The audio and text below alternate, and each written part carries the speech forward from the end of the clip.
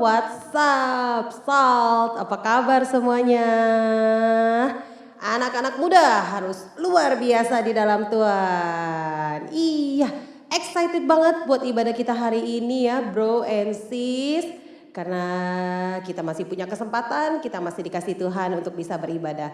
Yuk sebelumnya saya mau ngajak setiap kita untuk berdoa terlebih dahulu. Tuhan Yesus, terima kasih Tuhan, kami bersyukur untuk kesempatan kami pada hari ini. Kami bersyukur Tuhan untuk setiap waktu yang Kau berikan bagi setiap kami Tuhan. Kami bisa memiliki kesegaran, kami bisa memiliki kesehatan, itu semua datangnya daripadamu Tuhan. Saat ini Tuhan bersama-sama Tuhan dengan sahabat Salt kami yang lain, kami ingin datang memuji, menyembah, memuliakan nama-Mu Tuhan. Biar Tuhan setiap roh yang ada dalam hati kami boleh menyala-nyala Tuhan pada saat kami menaikkan pujian kami. Kami boleh memiliki semangat, kami boleh memiliki spirit yang luar biasa di dalam Engkau. Di dalam nama Tuhan Yesus kami siap memulai ibadah kami pada sore hari ini. Bersama-sama kita katakan amin. Yuk kita semuanya kita mau naikkan pujian kita yang terbaik buat Tuhan. Silakan yang mau bertepuk tangan, yang mau berdiri, yang mau berjoget, yang mau berdansa, freestyle bebas. Karena kita anak-anak muda, kita bisa mengekspresikan rasa syukur kita di hadapan Tuhan dengan gaya apa aja. Yuk, kita mau sambil bertepuk tangan, kita naikkan pujian ini. Ku masuki gerbangnya dengan hati bersyukur, halamannya dengan pujian.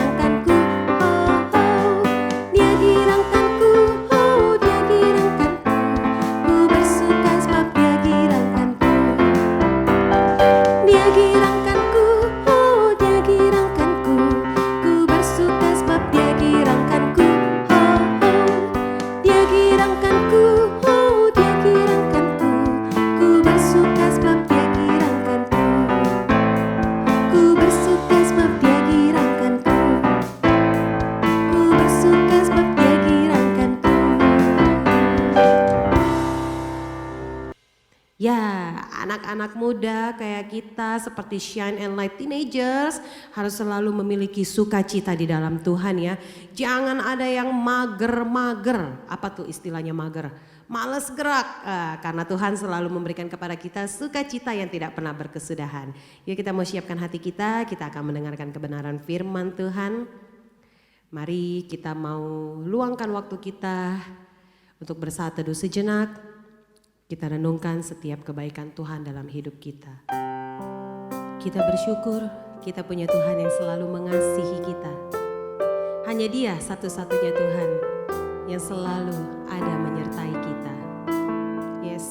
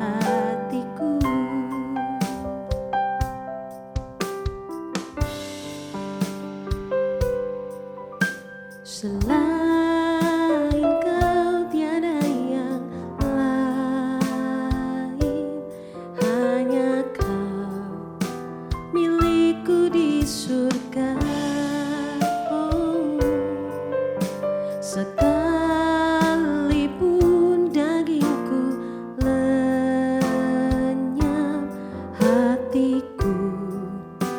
Lelah tak berdaya, kita sembah Dia. Ku sembah Engkau, Allah yang perkasa. Ku sanjung tinggi namamu di hidupku, Tuhan, tiada yang lain. Hanya Kau satu di hatiku. Ku sembah Engkau, Allah yang perkasa. Ku sanjung tinggi namamu di hidupku, Tuhan, tiada yang lain. Hanya Kau satu di hatiku. Ku sembah Engkau, Allah yang perkasa. Ku sanjung tinggi namamu di hidupku, Tuhan, tiada yang lain. Hanya Kau satu di hatiku, Tuhan, tiada yang lain. Hanya Kau satu di hatiku, Tuhan, tiada yang lain. Hanya Kau satu di hatiku. Berikan tepuk tangan bagi Dia. Oh, naikkan pujianmu bagi Dia. Terima kasih Tuhan. Hanya Engkau satu-satunya Tuhan yang selalu ada bersama dengan kami. Oh, hanya Engkau Tuhan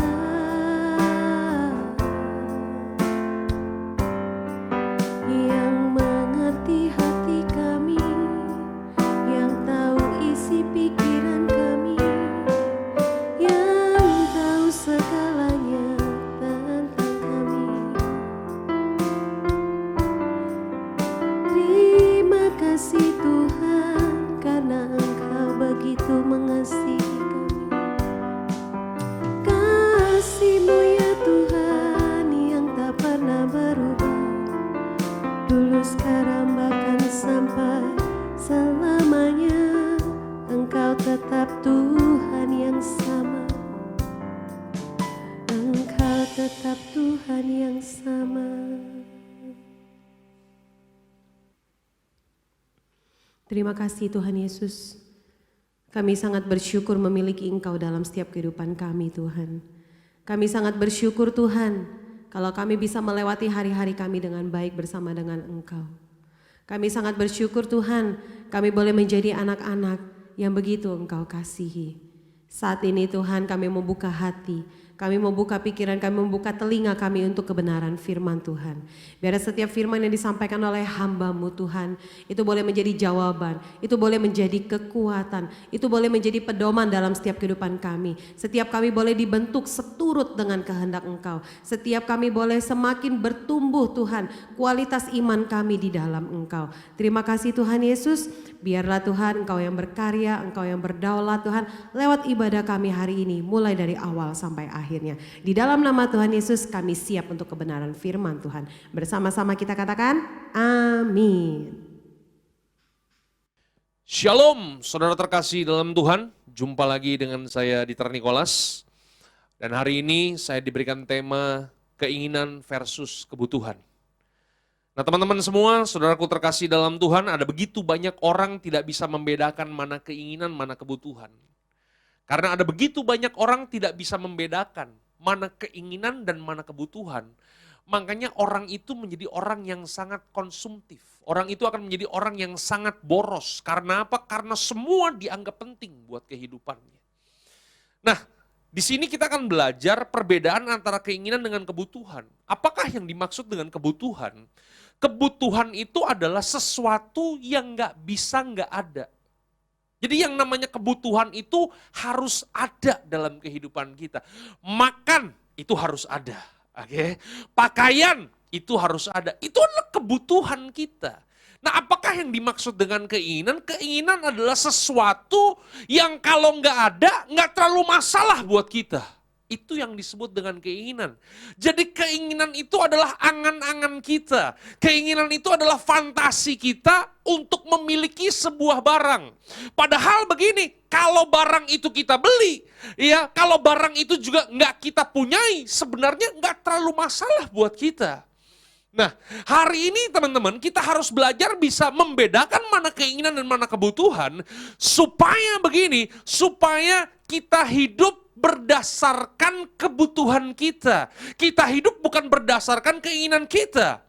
Karena kalau kita hidup hanya sekedar berdasarkan keinginan kita, makanya nggak heran ada begitu banyak orang yang diperbudak dengan keinginannya. Karena keinginan manusia itu nggak ada puasnya, teman-teman. Keinginan manusia itu seperti sumur yang tidak memiliki dasar. Ya, ada orang punya handphone satu. Dia lihat temannya punya 2 handphone, dia kepengen punya 2 handphone. Dia udah punya motor, bukan yang nggak punya motor, bukan yang nggak punya kendaraan, dia sudah punya motor, iya kan? Kemudian dia lihat temannya punya mobil, dia kepengen punya mobil, oke? Dia udah hidup, udah punya pekerjaan yang baik, dia udah punya gaji yang bagus.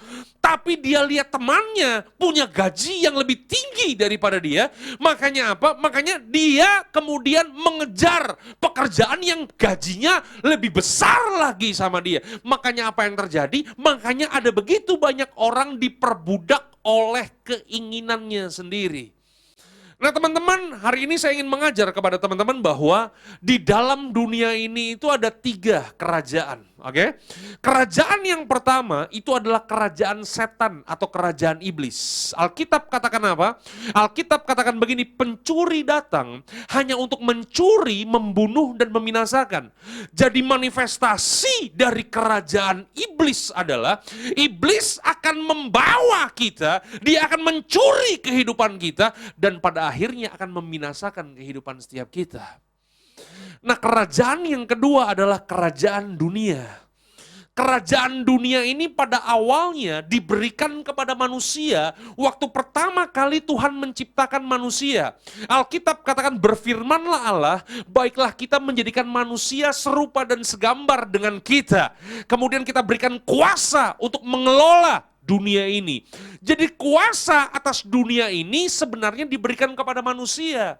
Tapi masalahnya begini, waktu manusia jatuh dalam dosa, waktu manusia kehilangan kemuliaan Tuhan, tanpa sengaja manusia itu memberikan kuasa atas dunia ini kepada iblis. Oleh sebab itu, hari ini kerajaan dunia, siapakah pemimpinnya? Pemimpin dari kerajaan dunia ini adalah iblis atau si jahat. Makanya kenapa dunia ini makin lama makin bobrok? Kenapa dunia ini makin lama makin bejat? Karena siapa pemimpinnya? Pemimpinnya adalah si jahat atau iblis. Dan kerajaan dunia ini menawarkan 3 manifestasi juga. Keinginan mata, keinginan daging, keangkuhan hidup. Itu dia. Kerajaan yang ketiga adalah kerajaan Allah. Oke, Alkitab katakan begini, kerajaan Allah itu terdiri dari kebenaran, damai sejahtera, sukacita. Nah teman-teman semua, saudaraku terkasih dalam Tuhan, hari ini saya ingin cuma kasih tahu begini bahwa iblis nggak perlu menarik saudara dan saya kepada kerajaan kegelapan. Karena kalau iblis menarik kita kepada kerajaan kegelapan, percayalah bahwa di dalam saudara ada kuasa Roh Kudus. Saudara tinggal tengking iblis, iblis pasti lari terbirit-birit. Oke? Jadi hari-hari ini iblis nggak datang kepada kita dalam bentuk sundal bolong, kolong wewe, hantu jeruk purut. Tidak. Dia tidak akan membawa kita kepada kerajaan kegelapan. Iblis tidak akan membawa kita kepada kerajaan kegelapan, tapi iblis akan membawa saudara dan saya kepada kerajaan dunia.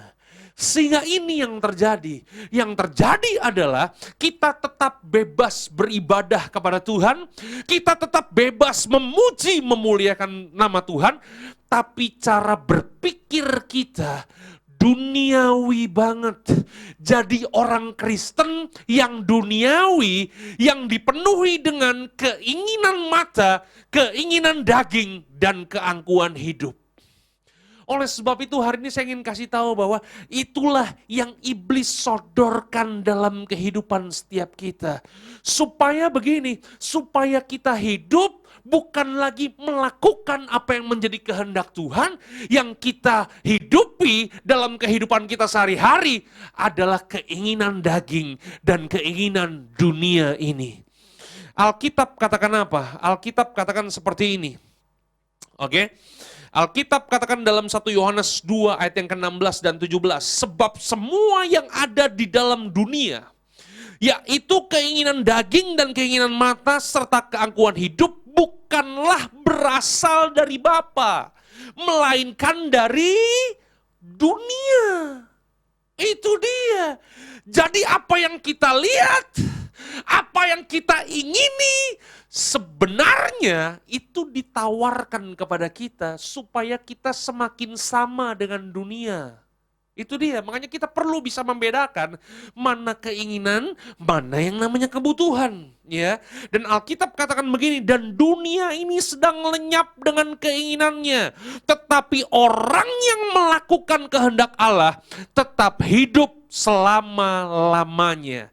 Makanya kita perlu bisa membedakan manakah keinginan, manakah yang namanya kebutuhan. Kalau kita tidak bisa membedakan, maka iblis akan menarik kita supaya kita semakin sama dengan yang namanya kerajaan dunia ini. Ya, Matius 6 ayat 9 sampai dengan ayat yang ke-10, dalam doanya waktu Yesus ada di dalam dunia ini, dia mengajarkan kepada kita sebuah doa yang sangat luar biasa, yaitu doa Bapa kami. Apakah isi dari doa Bapa kami tersebut? Kita baca Alkitab kita, Matius 6 ayat 9 sampai dengan ayat yang ke-10. Karena itu berdoalah demikian. Perhatikan baik. Bapa kami yang di sorga, dikuduskanlah namamu. Datanglah kerajaanmu, jadilah kehendakmu di bumi seperti di sorga. Jadi ini adalah doa yang Tuhan mau supaya kita kerjakan. Apakah doa yang Yesus mau supaya kita kerjakan di muka bumi ini? Yesus mau begini, supaya kerajaan Tuhan itu datang. Kalau kerajaan Tuhan yang datang berarti begini, bukan kehendak kita yang jadi, bukan kehendak dunia ini yang jadi, bukan keinginan kita, tapi biarlah keinginan Tuhan yang terjadi di bumi seperti di sorga. Makanya yang menjadi pertempuran dalam kehidupan kita adalah kenapa kita nggak bisa membedakan mana keinginan dan kebutuhan? Karena di dalam kita yang bertempur adalah antara keinginan Tuhan dengan keinginan diri kita sendiri. Manusia itu penuh dengan ego. Manusia itu penuh dengan yang namanya keinginan diri sendiri. Dan kalau kita hidup diperbudak oleh keinginan diri kita sendiri, kita hidup diperbudak oleh kepentingan-kepentingan kita sendiri, makanya ini yang terjadi. Kita nggak akan pernah bisa mengerjakan apa yang menjadi kehendak Tuhan. Kita nggak akan pernah bisa mengerjakan apa yang menjadi keinginan Tuhan buat kehidupan kita. Saudaraku terkasih dalam Tuhan, hari ini kita belajar mana keinginan, mana kebutuhan kita. Karena kalau kita tahu itu memang kebutuhan kita, Alkitab katakan apa? Alkitab katakan begini dalam Filipi 4 ayat yang ke-19. Allahku akan memenuhi segala keperluanmu menurut kekayaan dan kemuliaannya dalam Kristus Yesus. Perhatikan baik. Ini janji Tuhan dalam kehidupan kita. Janji Tuhan apa? Kalau memang itu kebutuhan kita, maka Alkitab berkata Allahku akan memenuhi segala keperluanmu. Allahku akan memenuhi segala kebutuhanmu menurut kekayaan dan kemuliaannya dalam Kristus Yesus. Tapi kalau itu cuman keinginan kita, nggak ada garansinya. Kalau itu cuman keinginan kita, nggak ada janji Tuhan akan memenuhi segala keinginan kita. Karena keinginan kita akan membawa kita bukan serupa dengan Tuhan. Keinginan-keinginan kita seringkali membawa kita kepada semakin sama dengan dunia ini. Makanya hari ini, yang perlu kita kerjakan sebagai orang percaya adalah kita harus belajar menaklukkan semua kepentingan-kepentingan diri kita sendiri.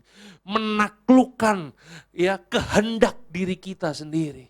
Karena kalau kita hidup terpenjara dengan kepentingan diri kita sendiri, kita hidup terpenjara dengan kehendak, keinginan kita sendiri, maka apa yang ada di sorga nggak akan pernah terjadi di muka bumi ini. Alkitab katakan apa? Dalam Yakobus 3 ayat yang ke-14, demikianlah firman Tuhan. Alkitab katakan begini, jika kamu menaruh perasaan iri hati dan kamu mementingkan diri sendiri, perhatikan baik. Ya, janganlah kamu memegahkan diri dan janganlah berdusta melawan kebenaran. Itu bukanlah hikmat yang datang dari atas tetapi dari dunia. Perhatikan baik. Jadi Alkitab dengan jelas berkata kepada kita, kalau kita hanya sekedar memenuhi kepentingan dan keinginan diri kita sendiri, itu bukan berasal dari atas, itu dari dunia tuh. Dan dari nafsu manusia dan dari setan-setan. Ayat yang ke-16, perhatikan baik. Sebab di mana ada iri hati dan kepentingan diri sendiri, di situ ada kekacauan dan segala macam perbuatan jahat. Jadi kalau kita hidup hanya untuk memuaskan keinginan kita, kepentingan diri sendiri, maka manifestasi yang keluar dari dalam kehidupan kita bukan kebaikan, bukan hidup yang kekal, tetapi kekacauan dan segala macam perbuatan jahat. Bukan satu macam perbuatan jahat, saudara-saudara. Segala macam perbuatan jahat. Makanya kalau kita nggak pernah belajar menaklukkan keinginan kita, wah, kita akan menjadi sama seperti dunia. Segala sesuatu yang berasal dari dunia, itu bukan berasal dari Tuhan. Nggak heran, kita seringkali jadi orang Kristen duniawi. Ke gereja sih. Ibadah sih, ibadah online sih, iya kan? KTP Kristen sih, tapi duniawi banget. Taklukkan kepentingan diri kita sendiri. Karena kalau kita nggak pernah menaklukkan kepentingan diri kita, segala macam perbuatan jahat. Kenapa hari-hari ini ada begitu banyak perceraian terjadi di keluarga-keluarga Kristen? Kenapa suami dan istri bisa bercerai? Karena apa? Karena di dalamnya ada kepentingan diri sendiri. Ya, suami hidup dengan kepentingan dirinya sendiri, istri hidup dengan kepentingan dirinya sendiri, maka apa yang terjadi? Alkitab berkata, ada kekacauan dan segala macam perbuatan jahat. Kenapa hari ini gereja banyak yang pecah? Kenapa gereja banyak yang pecah? Rumah Tuhan, gereja loh, bisa pecah? Bisa. Kenapa? Karena para pemimpinnya nggak pernah belajar menaklukkan kepentingan dirinya sendiri. Di mana para pemimpin gereja hidup dengan egonya, hidup dengan kepentingan dirinya sendiri. Alkitab katakan apa? Di situ ada kekacauan dan segala macam perbuatan jahat. Halo? Bangsa bisa pecah bangsa? Ya, kenapa bangsa bisa pecah? Karena apa? Karena para pemimpin yang ada di dalamnya penuh dengan ambisi dirinya sendiri, penuh dengan keinginan dirinya sendiri. Di mana ada kepentingan diri sendiri, disitulah ada kekacauan dan segala macam perbuatan jahat. Saudaraku terkasih dalam Tuhan, Alkitab berkata bahwa saudara dan saya, kita adalah garam dan terang buat dunia ini. Seharusnya dimanapun kita berada, dimanapun Tuhan menempatkan kehidupan kita, disitulah kita jadi berkat, disitulah kita jadi terang, bukan membawa kekacauan dan membawa segala macam perbuatan jahat.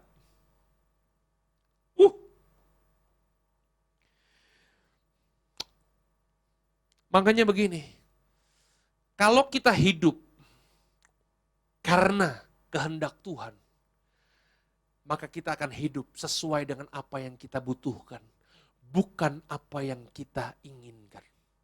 Kalau memang itu yang kita butuhkan, Alkitab berkata, Allahku akan memenuhi segala keperluanmu, segala kebutuhanmu, menurut kekayaan dan kemurahan. Jadi kita, orang-orang percaya itu nggak perlu takut dengan apa yang menjadi kebutuhan kita.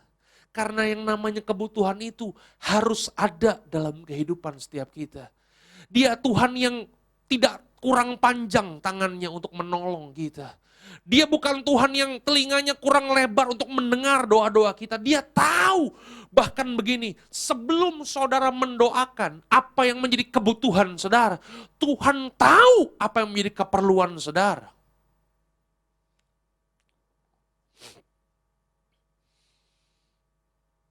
Apa yang Tuhan ingin berikan dalam kehidupan saudara? Saya mau kasih tahu, bukan sekedar berkat jasmani. Oke? Bukan sekedar dompet saudara tebel. Oke? Ya. Karena kalau saudara mau berkat jasmani, saudara mau dompet saudara tebel, kerjalah yang benar. Kalau saudara mempelajari Alkitab dalam Perjanjian Baru, berkat yang Tuhan berikan kepada kita terbanyak itu adalah berkat rohani, bukan berkat jasmani. Oke? Jadi Tuhan sebenarnya ingin memberikan sesuatu yang kekal dalam kehidupan setiap kita. Bukan sesuatu yang fana, yang bisa hilang. Duit itu bisa hilang Bapak Ibu. Barang itu bisa rusak. Betul ya? Warisan itu bisa hilang. Dia bukan ingin memberikan kepada kita sesuatu yang fana, sesuatu yang bisa hilang, sesuatu yang akan kita tinggal dalam dunia ini. Tuhan ingin memberikan kepada kita sesuatu yang kekal, yang abadi dalam kehidupan setiap kita. Makanya Alkitab katakan apa dalam 1 Timotius 6 ayat 6 sampai dengan ayat yang ke-8. Demikianlah firman Tuhan. Alkitab katakan seperti ini. Memang ibadah itu kalau disertai dengan rasa cukup memberikan keuntungan yang besar. Kalau kita mempelajari Alkitab dalam terjemahan baru, terjemahan bahasa Indonesia, kita bisa miss konsep ibadah. Ya, karena Alkitab katakan begini, memang ibadah itu kalau disertai dengan rasa cukup, berarti ya kebaktian cukup 1 minggu 1 kali. Bukan seperti itu maksudnya ya. Kata ibadah di dalam 1 Timotius 6 ayat yang ke-6 bukan ibadah sekedar ritual kebaktian hari Minggu. Oke? Bukan hanya sekedar ibadah-ibadah yang kita kerjakan tiap hari Minggu. Tapi kata ibadah dalam 1 Timotius 6 ayat yang ke-6, kalau Alkitab dalam terjemahan bahasa Inggris dipakai kata godliness. Yang punya pengertian apa? Bukan ibadah ritual hari Minggu kita, tapi begini, kita mengejar keserupaan kita dengan Tuhan. Jadi mengejar keserupaan dengan Tuhan itu adalah ibadah yang sejati. Ya, jadi Alkitab ingin katakan begini kepada kita, kalau kita mengejar keserupaan kita dengan rasa puas, maka hidup kita akan mendapatkan keuntungan. Dan apakah keuntungannya? Bukan keuntungan jasmani, tapi keuntungan rohani. Rohani kita akan bertumbuh di dalam Tuhan. Kita akan bertumbuh dalam pengenalan akan Tuhan. Kita punya hubungan yang sangat dalam dengan Tuhan. Kita akan menikmati mujizat-mujizat yang Tuhan sediakan dalam kehidupan kita. Kita akan menikmati janji-janji bahwa Tuhan menyertai kehidupan kita. Itu semua adalah berkat-berkat rohani yang Tuhan ingin berikan dalam kehidupan setiap kita. Iya kan? Makanya ayat yang ketujuh dari 1 Timotius 6, Alkitab katakan begini, sebab kita tidak membawa sesuatu apapun ke dalam dunia, dan kita pun tidak dapat membawa apa-apa keluar. Oke, jadi ya di sini Rasul Paulus ingin mengajarkan kepada kita bahwa begini, kita lahir ke dalam dunia, kita nggak bawa apa-apa. Kita mati, semua yang kita miliki, semua yang kita inginkan, kita tinggal di bumi ini. Iya kan?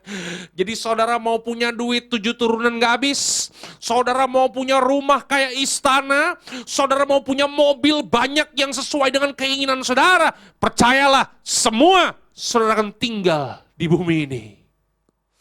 Ayat yang ke-8, perhatikan baik. Ayat yang ke-8 katakan begini, asal ada makanan dan pakaian cukuplah. Makanya begini, apa rahasia? Supaya kita hidup tidak terpenjara dengan semua keinginan-keinginan kita yang duniawi. Kita harus belajar berkata cukup dalam kehidupan kita. Karena kalau kita nggak pernah belajar berkata cukup, maka hidup kita akan diperbudak dengan semua keinginan-keinginan kita. Makanya kalau teman-teman lihat ya, ada anak-anak yang dididik oleh orang tuanya, dididik dengan cara begini, semua keinginannya diturutin, semua keinginannya dipenuhi, anaknya nangis langsung dikasih, anaknya minta ini langsung dikasih. Saya mau nanya, apa yang terjadi dengan kehidupan anak itu ketika usianya sudah dewasa? Apa yang terjadi? Maka anak itu akan menjadi anak yang bertumbuh terpenjara oleh semua keinginannya. Makanya begini ya, kadang-kadang orang tua mendidik anak itu seringkali menjerumuskan. Tapi Tuhan tidak mendidik kita untuk menjerumuskan kehidupan setiap kita. Makanya ketika saudara berdoa kepada Tuhan, menyampaikan semua keinginan-keinginan saudara, kenapa Tuhan gak jawab semua doa saudara? Karena apa? Karena Tuhan mendidik saudara bukan untuk memenuhi semua keinginan-keinginan saudara. Tuhan mendidik saudara, Dia ingin supaya saudara dan saya bertumbuh dalam kedewasaan rohani. Saudaraku terkasih dalam Tuhan, ada seorang rasul yang sangat luar biasa, yang saya hormati bernama Rasul Paulus. Kalau saudara membaca Alkitab dalam 2 Korintus 12 ayat yang ke-7, Alkitab katakan begini, dan supaya aku jangan meninggikan diri karena pernyataan-pernyataan yang luar biasa itu, maka aku diberi suatu duri dalam dagingku, yaitu seorang utusan iblis, untuk menggocoh aku supaya aku jangan meninggikan diri. Saudaraku terkasih dalam Tuhan, dengan pewahyuan-pewahyuan yang Tuhan titipkan dalam kehidupan Paulus, saya mau nanya, Paulus bisa jadi orang yang sombong gak? Paulus bisa menjadi rasul yang sombong gak? Bisa aja. Nah, bagaimana caranya supaya Paulus gak sombong? Alkitab berkata, Tuhan mengizinkan duri dalam daging dalam kehidupan Paulus. Nah, apakah yang dimaksud dengan duri dalam daging? Yang dimaksud duri dalam daging itu kalau saudara membaca terjemahan lain ya, terjemahan dari buku-buku lain ya, penafsiran dari buku-buku lain itu menerjemahkan duri dalam daging itu adalah penyakitnya Paulus. Jadi Paulus disinyalir punya penyakit ayan. Iya kan? Jadi waktu dia lagi melayani, dia bisa jatuh, dia bisa keluar busa dari mulutnya, kena ayan gitu ya. Ya buku yang lain menerjemahkan duri dalam daging itu adalah penderitaan-penderitaan Paulus, ya kan? Jadi Paulus selama perjalanan pelayanan itu sangat menderita, ya. Dia disiksa, ya kan, dia dirajam, dilempari batu, dia hanyut di lautan sehari semalam. Itu adalah penderitaan-penderitaan Paulus. Tapi apapun tafsirannya, saya percaya bahwa Tuhan mengizinkan duri dalam daging dalam kehidupan Paulus. Sesuatu yang gak enak terjadi dalam kehidupan Paulus. Perhatikan baik. Tentang hal itu tentang apa? Tentang duri dalam daging itu, ya. Tentang hal itu aku sudah 3 kali berseru kepada Tuhan, ya, supaya utusan iblis itu mundur daripadaku. Jadi di sini Paulus berdoa, bukan cuma berdoa. Alkitab katakan begini, dia berseru, dia berteriak kepada Tuhan. Dia crying out kepada Tuhan. Dia berkata 3 kali kepada Tuhan, supaya begini, Tuhan mencabut utusan iblis. Tuhan mencabut duri dalam daging dalam kehidupan Paulus. Itulah doanya Paulus, itu keinginan Paulus, supaya Tuhan mencabut duri dalam daging. Saudaraku terkasih dalam Tuhan, ini yang berdoa ini levelnya Rasul Paulus, Bapak Ibu. Saudara-saudara, ya. Doa levelnya Rasul Paulus itu bukan sakit pilek disembuhkan. Ya, bukan sakit panas demam disembuhkan. Doa levelnya Rasul Paulus itu orang mati dibangkitkan. Ya, suatu hari ada seorang anak muda bernama Eutikus. Waktu Paulus lagi khotbah di rumah ibadat, ya kan, di lantai 2 Eutikus mendengarkan khotbah Paulus ngantuk jatuh dari atas ke bawah mati, ya kan. Paulus tumpang tangan bangkit, jadi orang mati bangkit, ya kan. Ini levelnya Rasul Paulus nih, ya kan. Rasul Paulus ya dengan sapu tangannya diselepet orang sakit sembuh, ya kan. Ini doanya Rasul Paulus. Artinya begini, waktu Paulus berdoa buat orang lain, doa buat orang lain dijawab Tuhan. Nah ini kan Paulus lagi berdoa buat dirinya sendiri kan. Paulus lagi berdoa buat keinginannya kan. Harusnya mah Tuhan jawab dong. Ini kan yang doa Rasul Paulus gitu loh, ya kan. Tapi apa yang terjadi? Alkitab katakan apa? Alkitab katakan begini, ayat yang ke-9. Tetapi jawab Tuhan kepadaku, cukuplah kasih karuniaku bagimu, sebab justru dalam kelemahanlah kuasaku menjadi sempurna. Wah, pertanyaan saya, apakah doanya Paulus dijawab sama Tuhan? Doanya Paulus dijawab, tapi bukan sesuai dengan keinginan Paulus. Doanya Paulus dijawab sesuai dengan keinginan Tuhan, yaitu apa? Tuhan tidak menyembuhkan Paulus. Tuhan tidak mencabut duri dalam daging dalam kehidupan Paulus. Tapi yang luar biasa, apakah respon dari Paulus? Paulus katakan begini, sebab itu terlebih suka aku bermegah atas kelemahanku. Sebab kuasa Kristus turun menaungi aku. Karena aku senang dan rela di dalam kelemahan, di dalam siksaan, di dalam kesukaran, di dalam penganiayaan dan kesesakan oleh karena Kristus. Sebab jika aku lemah, maka aku menjadi kuat. Dari peristiwa ini kita belajar apa? Dari peristiwa ini kita belajar bahwa begini, sekalipun Paulus punya keinginan dan Paulus sudah mendoakan kepada Tuhan supaya keinginannya itu tidak terjadi, tapi ternyata Tuhan tidak menjawab doanya sesuai dengan keinginan Paulus. Tuhan memberikan apa yang Paulus butuhkan. Dan apakah yang Paulus butuhkan? Yang Paulus butuhkan adalah supaya Paulus bertumbuh dalam pengenalan yang benar akan Tuhan. Makanya begini, ketika Tuhan memberikan sesuatu yang rohani dalam kehidupan Paulus, Paulus bertumbuh menjadi orang percaya, menjadi rasul yang sangat luar biasa. Sekalipun tidak disembuhkan, tapi dia berkata, karena itu aku senang dan rela dalam kelemahan, dalam siksaan, dalam kesukaran, dalam penganiayaan dan kesesakan oleh karena Kristus. Sebab jika aku lemah, maka aku menjadi kuat. Oleh sebab itu hari ini teman-teman, taklukkanlah diri kita sendiri. Taklukkanlah kepentingan diri kita sendiri. Supaya kita tidak terjebak dengan apa yang dunia tawarkan dalam kehidupan kita. Supaya begini, ketika kita menanggalkan keinginan daging kita, waktu kita menyalipkan kepentingan diri kita sendiri, biarlah kehendak Tuhan yang terjadi dalam kehidupan kita. Kalau kita mengerjakan apa yang menjadi kehendak Tuhan, maka Alkitab berkata, Allahku akan memenuhi segala keperluanmu menurut kekayaan dan kemuliaannya dalam Kristus Yesus. Tuhan memberkati saudara sampai keturunan ke-7 dan ke-8. God bless you. Yo guys, ibadah kita udah selesai dan saat ini kita mari satukan hati, kita berdoa kepada Tuhan. Tuhan Yesus, terima kasih buat kesempatan yang Tuhan masih berikan buat kami, buat beribadah secara online. Biarlah ibadah online kami ini tidak mengurangi esensi daripada ibadah, dan kami yakin dan percaya kuasa dan firman Tuhan pasti akan terus melawat kami dan mampu menjamah kami walaupun kami ada di rumah. Tuhan Yesus, terima kasih Bapak, terima kasih buat kesempatan yang indah yang Tuhan berikan pada sore hari ini. Tuhan, saat ini kami mau menyambut berkat yang Tuhan sudah sediakan buat kami, dan biarlah kami boleh menjadi saluran berkat buat orang-orang dimanapun kami berada. Terima kasih Tuhan Yesus, terima kasih kami mau sambut berkat Tuhan. Kita arahkan hati dan pikiran kita kepada Tuhan, sumber berkat kita. Tuhan memberkati engkau dan melindungi engkau. Tuhan menyinari engkau dengan wajahnya dan memberikan engkau kasih karunia.